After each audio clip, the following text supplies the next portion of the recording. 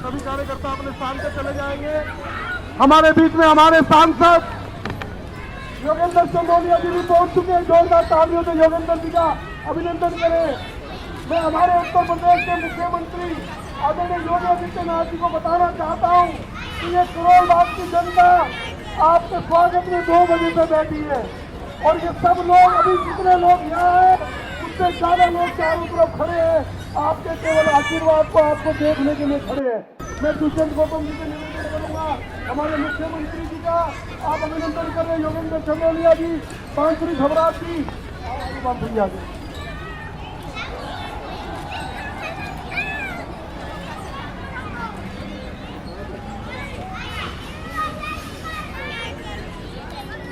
जय श्री राम, जय श्री राम। और मैं निवेदन कर रहा हूं क्योंकि योगी जी ने बड़े व्यस्त समय में हमारे बीच में हमें स्वीकार किया है।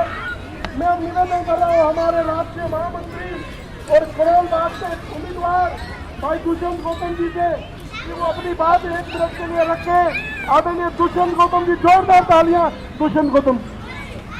भारत माता के, भारत माता के, संत सूरदास महाराज के, डॉक्टर भीमराव अम्बेडकर जी की, दुर्बलदास महाराज जी की, रामदेव जी की, महर्षि वाल्मीकि जी की। आज इस चुनावी सभा में उपस्थित भारतीय जनता पार्टी के वरिष्ठ नेता, हमारे मार्गदर्शक, उत्तर प्रदेश के मुख्यमंत्री, जिनका पूर्व निगम पास राजस्व संगम में डुबकी लगा करके भारत माता की, भारत माता की, भारत माता की, वंदे वंदे की धरती से लखनऊ पहुंचा हो। इस सदी का महाकुंभ इस समय प्रयागराज में चल रहा है। मां गंगा, यमुना और मां सरस्वती के पावन त्रिवेणी के संगम पर पिछले 10 वर्ष 10 दिनों के अंदर लगभग 10 करोड़ श्रद्धालुओं ने संगम में डुबकी लगा करके वहां पर पुण्य के भागीदार बने हैं। बहनों और भाइयों, अगले 35 दिनों तक यह सिलसिला चलेगा और इन 35 दिनों, कुल 45 दिनों में प्रयागराज की धरती पर घंटा लेट हुआ आपके कार्यक्रम में। मैं बहुत था यहाँ पे देख करके कि राष्ट्रीय राजधानी दिल्ली की सौंदर्य कर सकते हैं। दिल्ली में ओखला होगी औद्योगिक, प्रयागराज महाकुंभ के दर्शन हो रही। नमामि गंगे परियोजना का लाभ वहां लिया गया, उसे पूरी ईमानदारी के साथ लागू किया गया, लेकिन दिल्ली के अंदर यमुना की शुद्धि हो इसके बारे में कभी कोई चिंता से अरविंद केजरीवाल ने और उनकी टीम ने नहीं किया। मैं पूछना चाहता हूं और मैं उनसे चुनौती भी देता हूं, जैसे उत्तर प्रदेश के प्रयागराज की त्रिवेणी में उत्तर प्रदेश सरकार के सभी मंत्रियों ने कल मेरे साथ डुबकी लगाई है।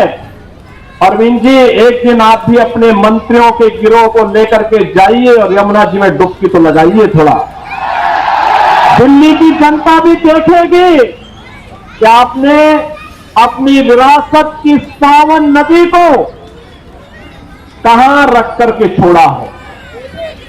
ये दिल्ली की सड़कों पर बह रहा सीवर, दिल्ली के अंदर आसन्न पेयजल का संकट, गंदगी का ये ढेर, गड्ढों में तब्दील सड़कें, आम आदमी पार्टी के उन कारनामों को बताता है जिसके लिए लगातार भारतीय जनता पार्टी लगातार आवाज उठाती रही है। बहनों और भाइयों, आज आप तुलना करना चाहेंगे, केवल एक तुलना आप इससे कर सकते हैं। दिल्ली में ओखला औद्योगिक नगर भी है। पिछले 10 वर्ष में वहां कोई नया उद्योग नहीं आया। जो उद्योग लगे थे उनको कोई बुनियादी सुविधाएं नहीं मिलती है।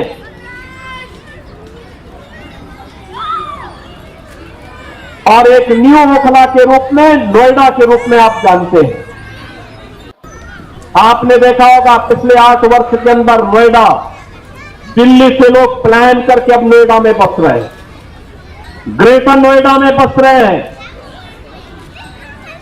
वहां के इंफ्रास्ट्रक्चर को दिल्ली के इंफ्रास्ट्रक्चर से तुलना करिए, जमीन आसमान का अंतर नजर आएगा। वहां की सड़कें, वहां की सुविधाएं,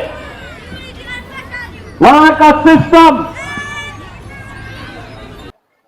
नोएडा हो या ग्रेटर नोएडा या फिर गाजियाबाद, अगर इनकी तुलना दिल्ली के अंदर की सड़कों से करेंगे बहनों भाइयों, तो आम आदमी पार्टी स्वयं अपने अंदर झांकने के लिए मजबूर हो जाएगी और इनके सामने प्रश्न करना चाहिए कि एक बिगड़े हुए उत्तर प्रदेश को बदल करके वहां सुविधा संपन्न प्रदेश बनाने का कार्य किया, एक सुरक्षित प्रदेश बनाने का काम किया भारतीय जनता पार्टी की डबल इंजन सरकार ने। आज नोएडा, ग्रेटर नोएडा और उत्तर प्रदेश में निवेश आ रहा है, दिल्ली में निवेश 0। यहां के उद्योग, यहां पर कोई उद्योग लगे, रोजगार का सृजन हो, यहां पे आम आदमी पार्टी ने कभी इसके लिए प्रयास नहीं किया।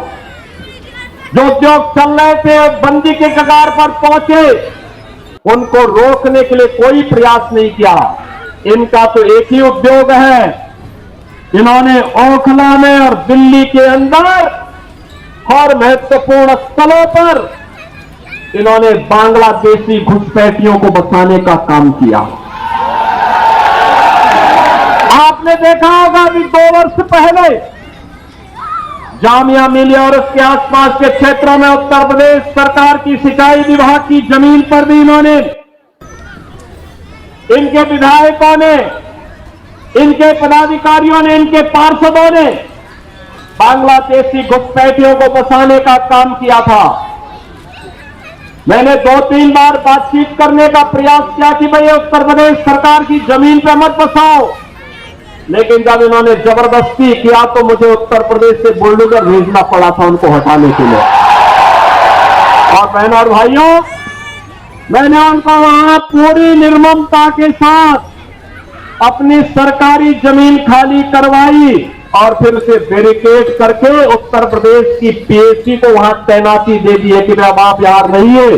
दिल्ली की जनता के लिए कोई इंस्टीट्यूशन बनेगा, कोई सुविधा बनेगी, हम वहां उनको वहां पर उनके लिए जमीन उपलब्ध करवाएंगे, लेकिन विदेशी घुसपैठियों के लिए 1 इंच जमीन हम लोग दिल्ली के अंदर नहीं देंगे। बहनों और भाइयों, इन्हें आपकी आस्था का ख्याल नहीं है।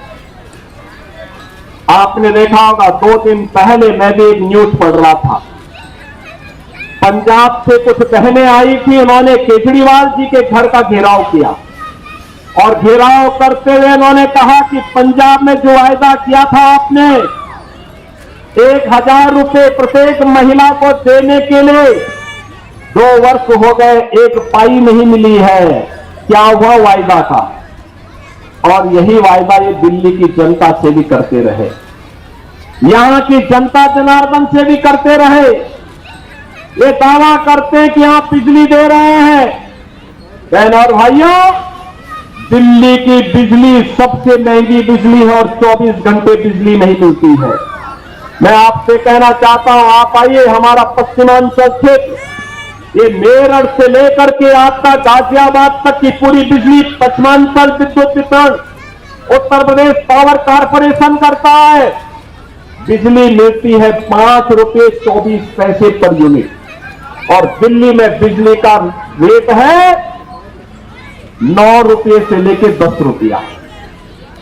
अनुमान करिए, हम लोग मेरठ हो या गाजियाबाद 24 घंटे बिजली दे रहे हैं, लेकिन दिल्ली में बिजली की कट बहुत ज्यादा है, पानी नहीं है, जल सुविधाएं नहीं है। लेकिन इन्होंने बांग्लादेशी घुसपैठियों की मदद से यहां पर इनके पार्षद और इनके पदाधिकारियों ने मिलकर के 2020 में किस निर्ममता के साथ दंगा करवाने का काम किया था, कैसे शाहीन बाग में इन्होंने अराजकता और गुंडागर्दी करने का काम किया था। बहनों और भाइयों, मैं तो केवल आपसे एक बात कहना चाहूंगा, आज भारतीय जनता पार्टी के डबल इंजन की सरकार है, जिन राज्य